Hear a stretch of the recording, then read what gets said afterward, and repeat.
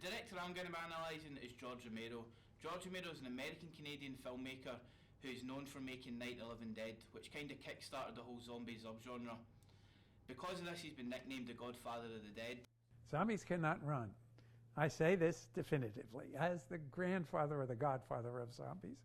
Zombies cannot run. In his films, he uses a different range of techniques. Quite often he'll use Dutch angles. Most directors will use it as a way to make a character look imposing.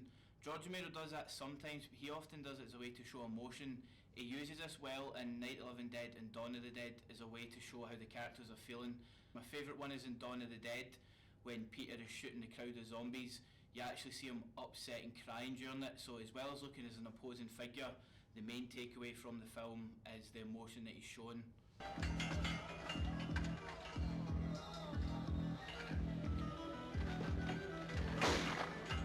The complete opposite of the Dutch angle is when you use a high angle. George Romero uses these quite often to make his characters look a bit weak. He does it with the characters that he makes vulnerable.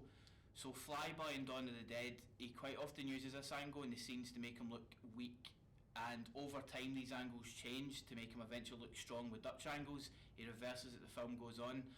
The best example of the high angle is at the start of the film when Flyboy's trapped with a zombie. He falls to the ground, and as he's on the ground the camera goes up and you can kind of see how weak and how rubbish he is at killing the zombie basically. It's a very good scene, and it also catches the emotion, which again I think is a big factor with the George Romero films. Another technique George Romero uses is breaking the 180-degree rule. In Night of the Living Dead, he uses this effectively in the cemetery scene. At the start, when Johnny and Barbara are in the cemetery joking around and she's a wee bit scared, as you kind of get a feeling that something's a bit off, George Romero starts breaking the 180-degree rule, so you see the camera jumping from bit to bit to bit, and as a viewer it makes you feel uneasy and you kind of know that something dangerous and important is going to be happening very soon. Each year we spend good money on these things. We come out here and the one from last year's gone. Well, the flowers die and the caretaker or somebody takes them away. Yeah, a little spit and polish, you can clean this up, sell it next year. Wonder how many times we bought the same one.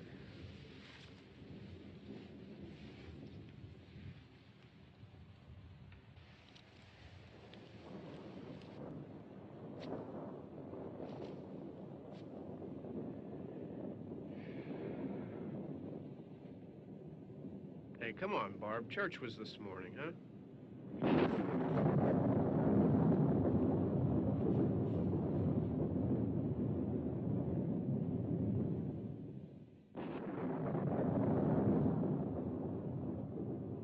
Something George Romero would always focus on is character development.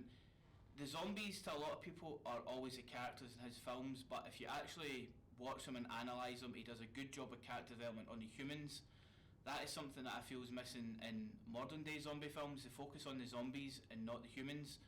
Dawn of the Dead's the best example of this. The 4 characters are all different, but you can find a way to relate to them all.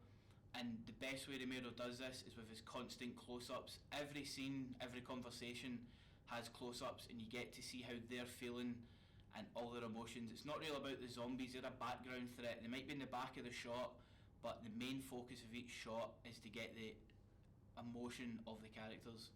Another trademark of George Romero films, as most people probably know, is the practical effects. He collaborates with Tom Savini very often, and the staple of his films, to be honest, for a lot of people, is the practical effects.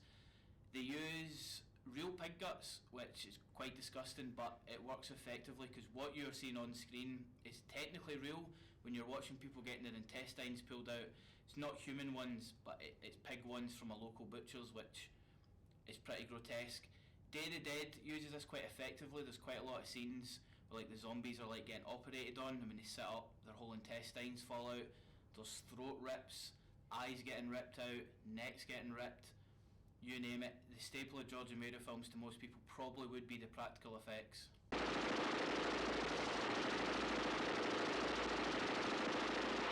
Something else George Romero uses really well is colours. Obviously in Night of the Living Dead it's in black and white. There's not really much more you can say to that. That's just because of the time period it came out in. But 10 years later in Dawn of the Dead, the colour palette is kind of more brighter, and it's very comic book like, and this was meant to be less. George Romero growing up was a huge fan of horror comics, So when he was writing the script for Dawn of the Dead, he was imagining it as a comic. Each slide was like a page in a comic. So the colours for that are very bright. The blood maybe hasn't aged well. It's kind of too bright red, and the zombies do look a bit green. But the overall aesthetic and colours make that film feel like a comic book, which I think is great. And then he furthers this in Day of the Dead. Instead of a comic book, he wanted it to be as realistic as possible. So you go from all these bright colours to just dull. The brightest colour in Day of the Dead is someone's white shirt. Everything else is just dark litten, it's dull, it's grim. It really is the end of the world. So it's quite cool to see the progression over the three films. One of the final cool techniques that I like that George Romero uses is POV shots. He doesn't use them as in eye level shots. He uses it quite effectively with guns in Dawn of the Dead. So when they're aiming up the snipers, you actually see what the gun sees before you see the amazing practical effects. There's about 4 or 5 proper good headshots in Dawn of the Dead, which they stand with me. I think they're absolutely fantastic, and it fits well. Literally the minute Roger aims down the scope, you see the point of view, boom. It works really, really effectively. In conclusion, I'd say George Romero is one of the best filmmakers ever. He's a pioneer in horror, and his nickname, the Godfather of the Dead, I feel is quite fitting. There's not many people out there that can say they started a whole subgenre of a film. That is a very rare thing, and George Romero's legacy will live on forever through the George A Romero Foundation. Thanks for watching.